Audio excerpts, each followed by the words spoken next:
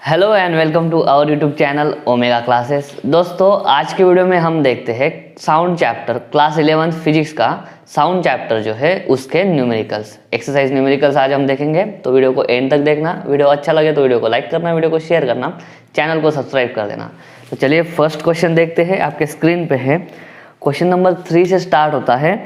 Solve the following problems है, ठीक है। उसमें फर्स्ट है आपके स्क्रीन पे है, question is A certain sound wave in air has a speed 340 metre per second. Speed देके रखा है, मतलब v लिखेंगे 340 metre per second, okay. And wavelength 1.7 metre, 1.7 metre lambda से डिनोट करते हैं, ये लैम्बडा है 1.7 मीटर। फॉर दिस कैलकुलेट, पहली बात बोली है उन्होंने फ्रीक्वेंसी निकालने को बोला है, ठीक है। फ्रीक्वेंसी क्या है और उसके बाद में द पीरियड, ठीक है। चलो पीरियड निकालना है हमको। एकदम सिंपल फॉर्मूला है, क्या है हमें मालूम है, v is equal to n lambda, v is equal to n lambda.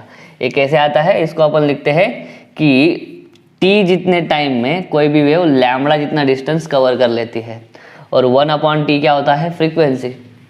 Time का रेसिप्रोकल होता है फ्रीक्वेंसी, ठीक है। सॉरी, तो n मतलब फ्रीक्वेंसी है यहाँ पे। तो इस फॉर्मूले में डाल के वैल्यूज हम n निकाल सकते हैं। और मैंने अभी बोला कि n फ्रीक्वेंसी और टाइम पीरियड एक दूसरे के रेसिप्रोकल होते हैं, तो रेसिप्रोकल वाला कॉन्सेप्ट यूज करके हमारा टाइम भी आ जाएगा, ठीक है। तो पहले n लैम्बडा फार्मूला यूज करते हैं। Therefore 340 is equal to n as it is into 1.7। तो n इज इक्वल टू क्या हो जाएगा, 340 upon 1.7 is equal to 3400 upon 70। क्या करा, ऊपर नीचे दोनों को 10 से मल्टीप्लाई कर दिया, तो n इज इक्वल टू कितना आ जाएगा, 17 2 34 और 00, ठीक है। फ्रीक्वेंसी का यूनिट होता है हर्ट्ज, तो n is equal to 200 hertz. उसके बाद में उन्होंने बोला है टाइम पीरियड। टाइम पीरियड जो है वो फ्रीक्वेंसी का रेसिप्रोकल होता है, तो 1/200 लिखूंगा मैं, तो 1/2 इंटू 10⁻², 1/2 होता है 0.5 इंटू 10⁻², तो ये हो जाएगा 0.10⁻² है ना, तो और 2 जीरो डाल देते हैं, 0.005। और टाइम पीरियड है तो उसका यूनिट आएगा सेकंड, ठीक है। टाइम पीरियड को कैपिटल T से डिनोट किया जाता है। तो दोस्तों इस तरह से हमने क्या करा है, आपका फर्स्ट एग्जांपल सॉल्व कर दिया है। उम्मीद करता हूँ समझ में आ गया होगा। अभी हम लेते हैं नेक्स्ट क्वेश्चन, सेकंड वाला। चलिए, द सेकंड क्वेश्चन के डेटा है, question is a tuning fork of frequency 170 hertz. Frequency मतलब n दे के रखा है ट्यूनिंग फॉर्क का 170 हर्ट्ज। उसके बाद में है produces sound waves of wavelength 2 metre. Lambda है 2 मीटर वेवलेंथ, ठीक है। कैलकुलेट स्पीड, v निकालना है, तो डायरेक्ट लिख देता हूँ मैं, v is equal to n lambda, 170 है फ्रीक्वेंसी 2। ये तो एकदम सिंपल सा था, कुछ नहीं था इसमें। v is equal to 340 metre per second. तो चलिए थर्ड वाला भी इसी में कर लेते हैं, बहुत जगह है अपने पास। थर्ड में डेटा लिख लेता हूँ मैं।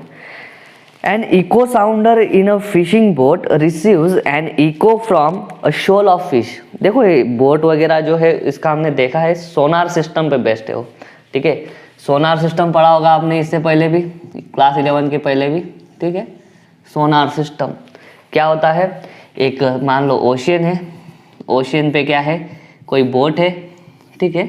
उस बोट से हमें अगर जो ओशियन है, जो समुंदर है, उसका डेप्थ अगर मेजर करना हो तो भी कर सकते हैं। यहाँ पे मछलियाँ बोली है उन्होंने, मछलियों का शॉल है, शॉल मतलब जो ग्रुप होता है मछलियों का, उनको शॉल ऑफ फिश बोलते हैं। ये मछलियाँ है मान लो, ठीक है।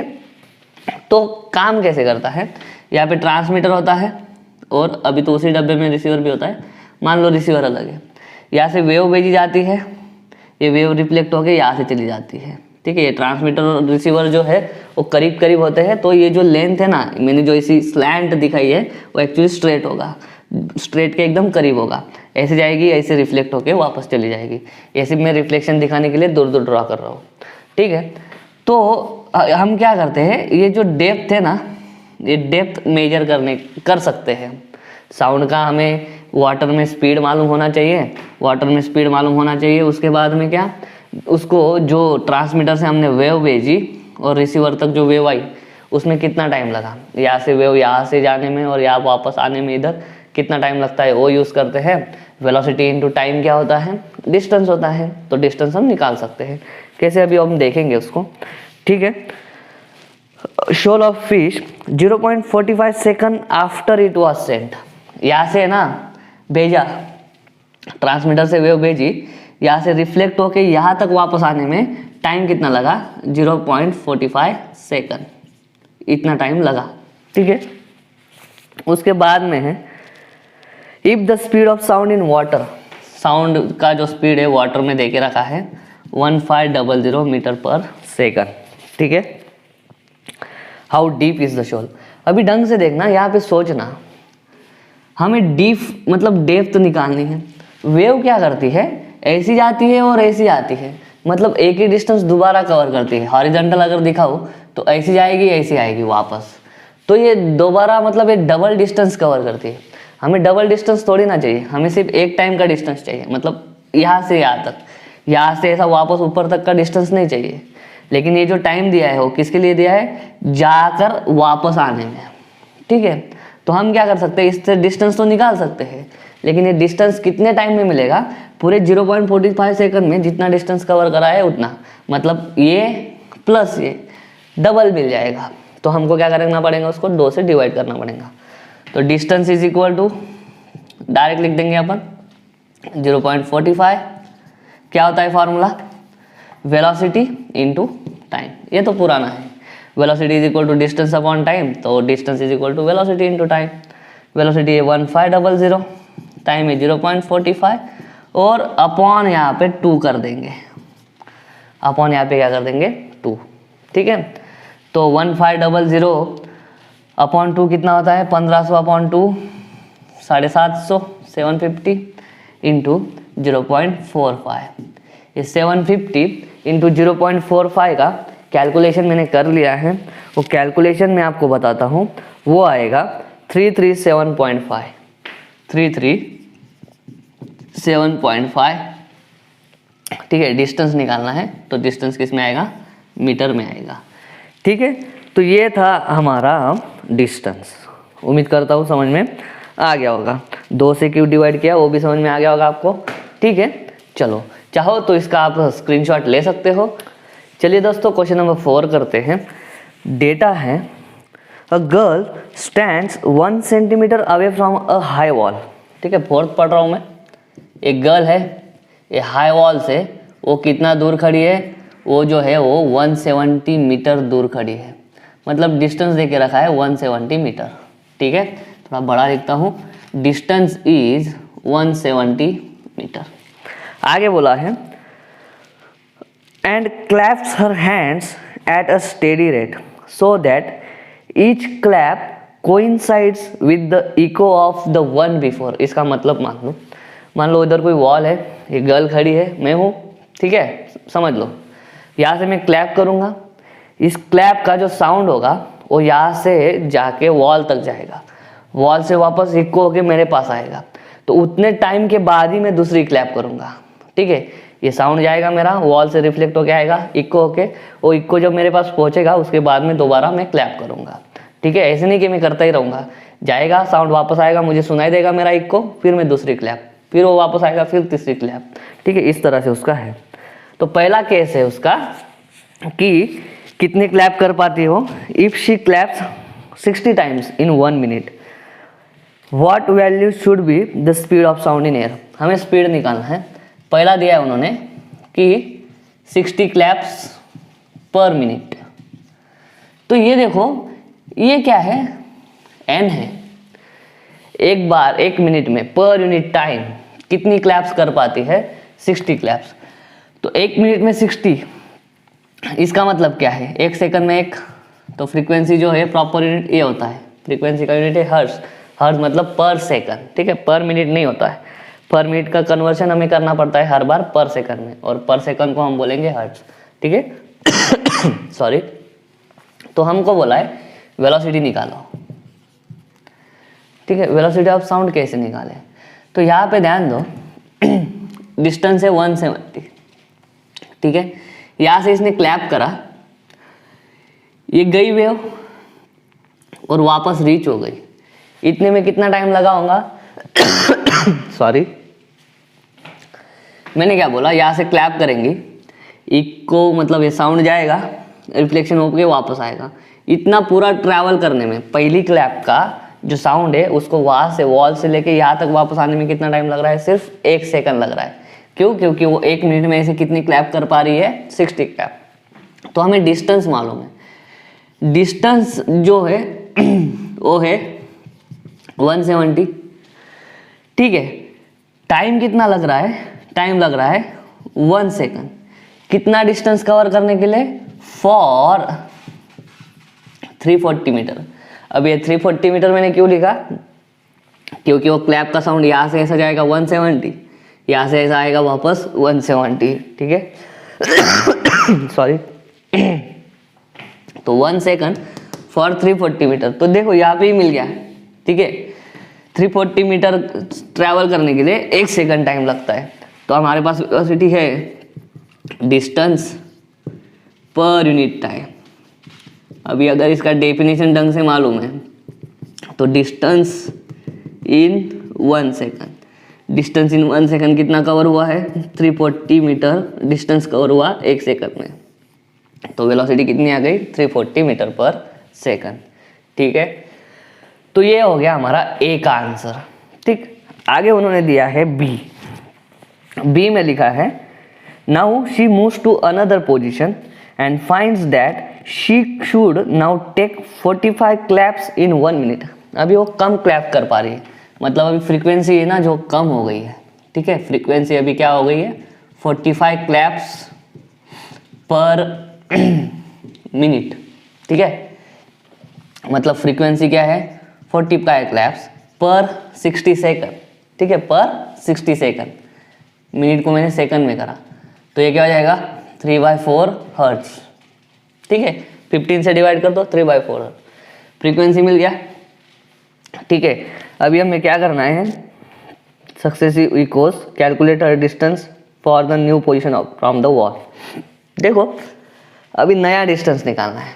वेलोसिटी तो हमको मिल गया, वेलोसिटी कितना है ये पिछले से देखो 340 मीटर पर सेकंड। हमें निकालना है डिस्टेंस, हमें निकालना है डिस्टेंस। तो देखना, मान लो ये गर्ल की पोजीशन है, ठीक है। यहाँ से पहला क्लैप करा, यहाँ से यहाँ तक आने में कितना टाइम लगेगा उसको, 4/3 सेकंड लग जाएगा। क्यों? अगर फ्रीक्वेंसी 3/4 हर्ट्ज है तो टाइम क्या होता है, फ्रीक्वेंसी का उल्टा। एक क्लैप का टाइम कैसे निकलेंगे, फ्रीक्वेंसी की एक जो है, एक वेव रिटर्न आने के लिए जो टाइम लगेगा उसको अपन क्या करेंगे, रेसिप्रोकल कर देंगे किसका, फ्रीक्वेंसी का। तो कितना टाइम लगा, 4/3 सेकंड, सही है। तो देखो वेलोसिटी मालूम है, टाइम मालूम है, अपन क्या निकाल सकते हैं, डिस्टेंस निकाल सकते हैं। तो distance is equal to velocity into time. अभी ढंग से एक साइड का डिस्टेंस जो मान लेते हैं x, तो पूरा डिस्टेंस जो है यहाँ से आएगा वापस यहाँ पे आएगा, तो पूरा 2x डिस्टेंस कवर करने में, ठीक है, 2x डिस्टेंस कवर करने में 340, और टाइम भी कितना लग रहा है, इक्को सुनाई देना चाहिए। तो यहाँ से साउंड ऐसा जाएगा वापस रिटर्न आएगा, उसके लिए पूरा टाइम है ये 4/3 सेकंड, ठीक है। तो सॉल्व करो, 2 से डिवाइड कर दो, तो x is equal to 340 into 4/3 into ये 2 आ गया। तो क्या हो जाएगा, देखो 2 2 ज़ा 4, 340 इंटू 2 करो, 340 इंटू 2 780 होना, नहीं 680 होगा, ठीक है, /3। 680/3 करो, 3 2 ज़ा 6, बचे कितने 0, 8 नीचे लेके आया, 8 है वापस, 3 2 ज़ा 6, 8 में से 6 गया 2, 2 नीचे 0, तो 3 6 ज़ा 18, वापस 2 बचेंगे तो चलता जाएगा 6 6 7 लास्ट में। तो ये है मीटर, इतना डिस्टेंस। बुक में दिया है आंसर आपका 255, लेकिन ये वाला आंसर जो है, ये वाला आंसर सही होगा, ठीक है। बुक में थोड़ा मिस्टेक है, तो ये वाला सही आंसर कर लेना। ये था हमारा क्वेश्चन नंबर 4। अभी देखते हैं दोस्तों हम क्वेश्चन नंबर 5। चलिए चलो दोस्तों क्वेश्चन नंबर 5 करते हैं। साउंड वेव हैज़ पीरियड, एक ए नाम की साउंड वेव, सिंपल है चैप्टर, ये एग्जाम्पल सोपा है। ए जो है उसको पीरियड है 0.015 सेकंड, ए नाम की वेव है उसका टाइम पीरियड है 0.015 सेकंड, और बी है उसका टाइम पीरियड है 0.025 सेकंड। तो उन्होंने पूछा है विच साउंड हैज ग्रेटर फ्रीक्वेंसी, एकदम सिंपल, ए का फ्रीक्वेंसी ए ने कितना आ जाएगा फिर 1/0.015, क्यों? क्योंकि n is equal to reciprocal of time period. तो पहले का टाइम पीरियड है इतना, तो पहले का फ्रीक्वेंसी आ जाएगा उसका रेसिप्रोकल, n भी आ जाएगा रेसिप्रोकल 0.025। अभी ढंग से देखो, दोनों का न्यूमरेटर सेम है, जिसका न्यूमरेटर बड़ा वो वाला फ्रैक्शन छोटा, तो n भी क्या हो जाएगा, n भी छोटा हो जाएगा, n भी इज लेस देन n।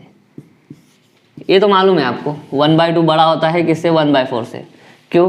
क्योंकि दोनों का न्यूमरेटर सेम है, डिनोमिनेटर इसका बड़ा है तो ये पूरा फ्रैक्शन छोटा, तो वैसे ही डिनोमिनेटर इसका बड़ा है तो ये पूरा फ्रैक्शन छोटा, तो n भी छोटा n बड़ा, खत्म बात। हो गया ये प्रॉब्लम सॉल्व। अभी हम देखते हैं 6th क्वेश्चन है वो एक्चुअली, लेकिन बुक में 7 नंबर दे दिया है, वो एक्चुअली है 6th वाला। तो चलिए 6th क्वेश्चन देखते हैं, क्या बोला है उन्होंने। At what temperature will the speed of sound in air be 1.7 times its speed at NTP. NTP मतलब नॉर्मल टेम्परेचर प्रेशर, V0 बोलते हैं उसको, मतलब वेलोसिटी एट एनटीपी, और वो हमें मालूम होनी चाहिए, वो होती है उसको हम डिनोट करते हैं V0 से, चलो जान लो, ठीक है। क्यों है? क्योंकि वो बाद में कैंसिल ही करने वाले हैं। और जो हमें बोला है कि जो नया V होगा वो क्या होगा, वो होगा 1.75 टाइम्स V0। देखो क्या बोला है उन्होंने, at what temperature will the speed of sound in air, speed of sound in air क्या हो जाएगा 1.7 times its speed at NTP. Speed at NTP इतना है, नया वेलोसिटी कितना है, स्पीड ऑफ एनटीपी पे जितना वेलोसिटी है उसके इतना गुना, 1.75 गुना, बस इतना ही बोला है उन्होंने, अपने को टेम्परेचर निकालने को बोला है। तो यहाँ पे क्या करना है, यहाँ पे सिर्फ हमें टेम्परेचर और वेलोसिटी ऑफ साउंड जो है उसका रिलेशन हमको यूज़ करना है। तो वो रिलेशन हो गया V upon V0, effect of temperature में देखना, is equal to √T upon T0। अभी T0 जो है उसको हम लिखते हैं एब्सोल्यूट जीरो टेम्परेचर, ठीक है, या फिर 0 केल्विन। T0 को बोलते हैं 0 केल्विन। 0 केल्विन जो होगा उसको हम डिग्री सेल्सियस में लिखते हैं, या सॉरी ये है 0 डिग्री सेल्सियस। फिर से एक बार बताता हूँ, ये जो T0 है वो होता है 273, ठीक है, और T जो होगा, T को हम लिखेंगे 273 प्लस T, ठीक है, हमें निकालनी है T की वैल्यू, ठीक है। चलिए देखते हैं इसकी, देखो V upon V0 is equal two means T को लिख दूँ 273, इस T की वैल्यू निकालनी है हमें, 273 प्लस T अपॉन T0 होता है 273, ठीक है।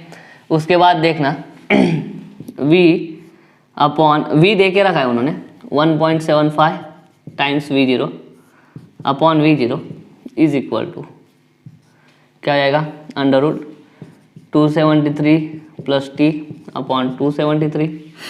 V0 कट हो जाएगा और दोनों साइड पे मैं स्क्वायर कर देता हूँ, चलो सिर्फ यही कट करता हूँ मैं, V0 कट, यहाँ पे बचेगा 273 प्लस T अपॉन 273।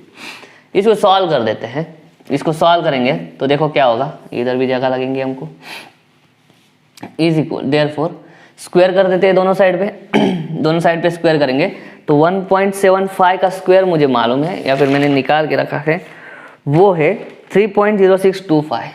इसका स्क्वायर करेंगे तो 3.0625 इज इक्वल टू, यहाँ पे से भी स्क्वायर रूट हट जाएगा 273 प्लस T अपॉन 273। अभी क्या होगा, इधर करता हूँ ये जो है डिवाइड को इधर मल्टीप्लाई को आ जाएगा, 3.0625 into 273 is equal to 273 plus T। अभी ये जो T है उसके साथ में 273 मल्टीप्लाई को है, इधर आके माइनस हो जाएगा, 3.0625 into 273 minus 273 is equal to T। अगर ये T मिल जाता है तो उससे अपने को क्या मिल जाएगा, ये मिल जाएगा T, सही है। चलिए तो देखो यहाँ से 273 कॉमन निकाल लेता हूँ मैं, 273 यहाँ पे बचेगा 3.0625 और यहाँ का 1। ये क्या है 273, ये क्या हो जाएगा फिर subtraction 2.0625 is equal to T. ये मल्टीप्लिकेशन मैंने करके रखा है, ये मल्टीप्लिकेशन आएगा 563 डिग्री सेल्सियस तो टी आ जाएगा 563 डिग्री सेल्सियस सही है। तो अगर ये डिग्री सेल्सियस में मिलता है टी, तो हमें कैपिटल टी किस में चाहिए होता है, केल्विन में। तो कैपिटल टी मुझे कैसे मिलेगा, capital T is equal to 273, ठीक है, डिग्री केल्विन प्लस इसमें क्या ऐड कर दूंगा मैं 273 सॉरी 273 नहीं, ये जो डिग्री में मिला है वो क्या मिला है 563। समेशन करो 3 3 6 7 और 6 हो जाएगा 13 का 3, 5 2 और 1 जो था होगा 8 T is equal two degree kelvin. तो टेम्परेचर कितना मिला मुझे, टेम्परेचर मिला 836 डिग्री केल्विन।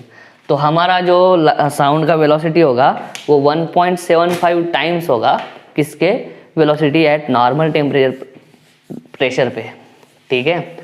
तो इस तरह से हमने टेम्परेचर की वैल्यू डिग्री सेल्सियस में और डिग्री केल्विन में भी निकाल ली है। तो दोस्तों आज हमने देखे हैं 6 प्रॉब्लम्स और इसकी कुछ 4-5 प्रॉब्लम्स बाकी रहेंगे। उम्मीद करता हूँ आज का वीडियो समझ में आ गया होगा। अगर ऐसा है तो वीडियो को लाइक करो, वीडियो को शेयर करो, चैनल को सब्सक्राइब कर देना। मिलता हूँ नेक्स्ट वीडियो में, तब तक के लिए जय हिंद।